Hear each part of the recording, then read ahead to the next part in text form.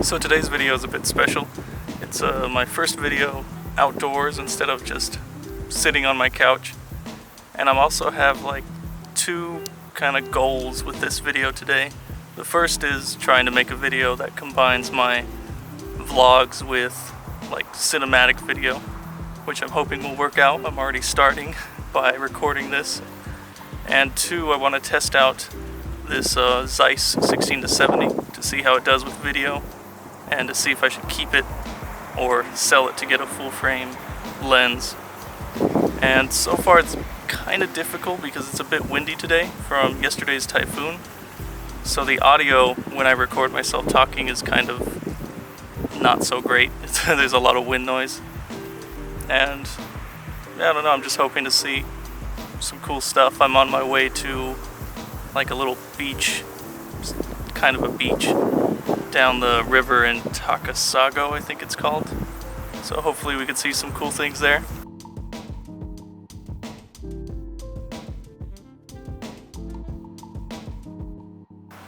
So just one more thing, I haven't actually ridden my bike since like the start of summer, and I'm riding my bike to this beach right now. I'm about halfway there, but I really overestimated how in shape I am since I'd stopped riding the bike for so long.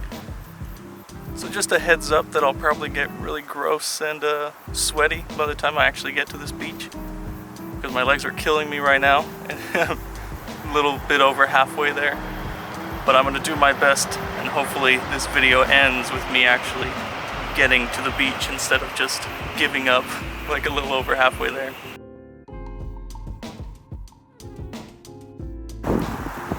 So this is somewhat cool.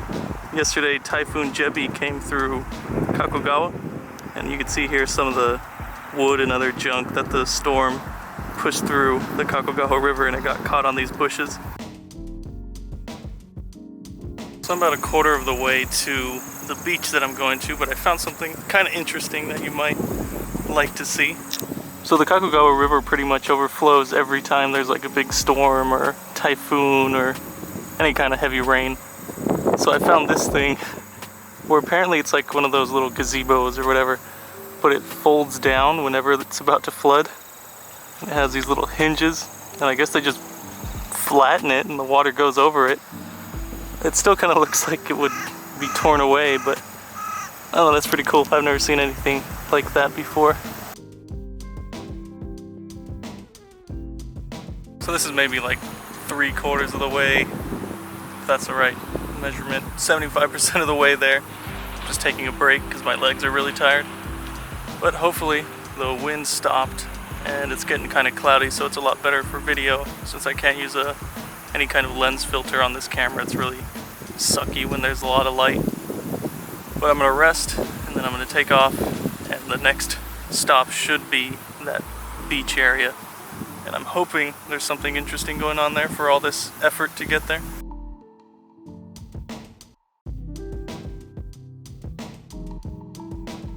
So now that I've reached the place that I was kind of trying to get to this whole time, the beach in Kakogawa, I figured it might be interesting for people that might want to move here, or maybe if you were just curious about yesterday's Typhoon Jebi. I guess I could just talk about my experience and what it's like going through typhoons in Japan. So at least in my area in Kakogawa, the storms aren't that bad. Like even yesterday's Jebi was supposedly like a super typhoon, the biggest typhoon that Japan's had in 25 years or something like that.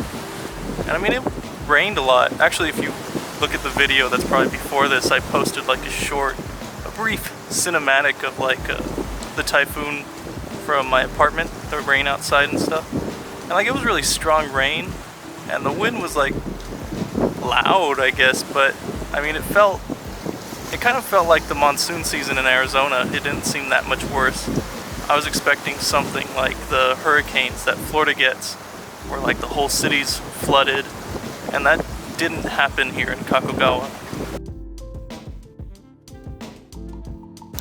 Of course, that's not to say that like typhoons aren't dangerous. Like if you look at videos of Osaka, like it definitely like destroyed Osaka. There's destroyed cars and roofs falling off of buildings and stuff like that. And like the typhoon before Jebi, I think like 200 people died or something like that from floods. So they are dangerous, but it's just for whatever reason Kakogawa doesn't have like that level of storm. Like even like earthquakes. We don't really get earthquakes here. There was a big earthquake in Osaka. Like you could barely feel it in Kakogawa. When typhoons come through, they barely affect Kakogawa. It's more just like a strong rain. And just like kind of every like natural disaster, for whatever lucky reason, just doesn't affect my area.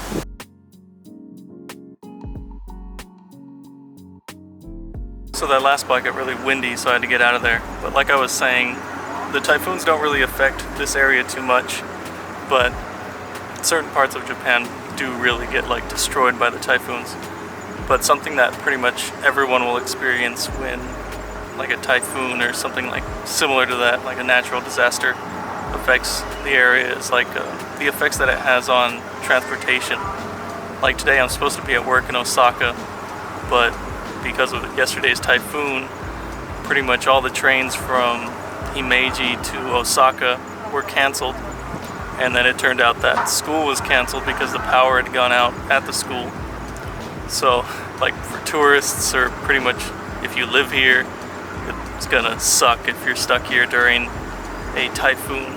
Like the people at the Osaka International Airport, I think like the bridge that leads there was destroyed, and there's like 5,000 people I think stuck in the airport, so who knows when they're gonna get out.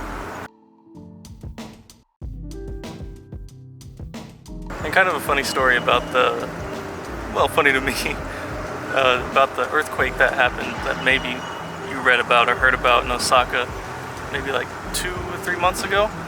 I was actually in that earthquake. I was like maybe a mile or so from the place that got the most damage, and I actually didn't know that I was in an earthquake because I was on a train going to work, and the only thing that I really noticed was that the train like slammed on the brakes and everyone flew forward. So I didn't notice the shaking. I thought like there had been a train accident, or I looked out the windows and I remember seeing like the cables swaying. So I thought, is this like a typhoon? Did something crash? But it was like my first experience, real experience with like a big earthquake. And I had no idea an earthquake was going on. So I got off the train and I went to work. Like I walked maybe like an hour to the school. And then I got there and they're like, oh, there was an earthquake and school's canceled, no one's coming. So it was just a really weird first experience with an earthquake in Japan. And I guess if I'm honest, like for anyone that's kind of worried about typhoons, me personally, I don't really worry too much about typhoons. Like even if I lived in Osaka, at least you could see a typhoon coming. Like the news will tell you like 5 days ahead a typhoon's coming. The only thing that really worries me in Japan are earthquakes, because you just don't know when they're gonna happen. And like it could be like a little baby earthquake, or it could be like a huge, destroys half of your town, you come home and there's no home, or you don't come home. So I'm a lot more afraid of earthquakes than I am of any kind of typhoon, even if it is the biggest typhoon in the last 25 years.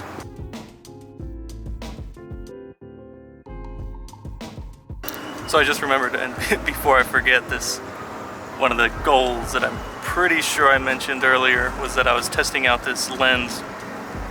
And I guess I haven't seen like all the video. I'll have to wait till I get to my house and I see it on Premiere.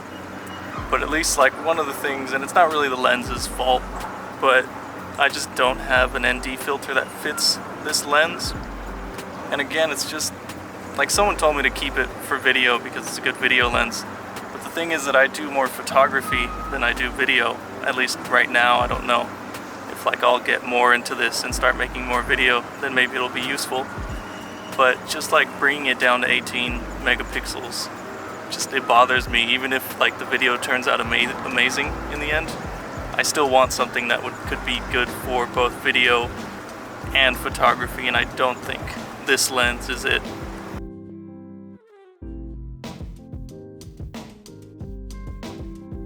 Also, something else that I kind of just didn't appreciate until today is just how weird it is making videos like with people watching you or people walking by. Like there's some people to my right, like even though they're across like this little beach area, it's still really weird to make videos and just talk to a camera and like have no one talk back. And I think it's just something I'll get used to, like everyone gets used to that makes videos. But it is a lot more strange than I had expected. So just sort of a last thought before I head home for the day.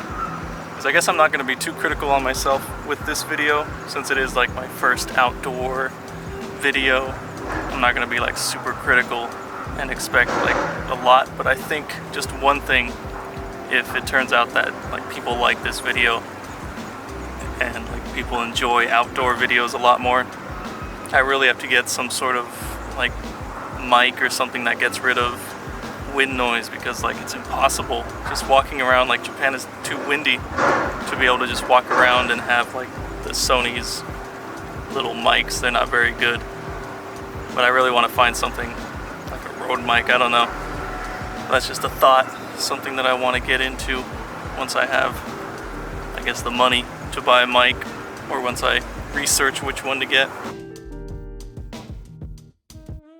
So that's it for this video. I hope you enjoyed this little test of mine. I hope you subscribe and like or share, whatever people do on YouTube. And check out my other video of the typhoon if you want to see the strong rains. And I guess I'll see you in the next video. Let me know what you think of this video.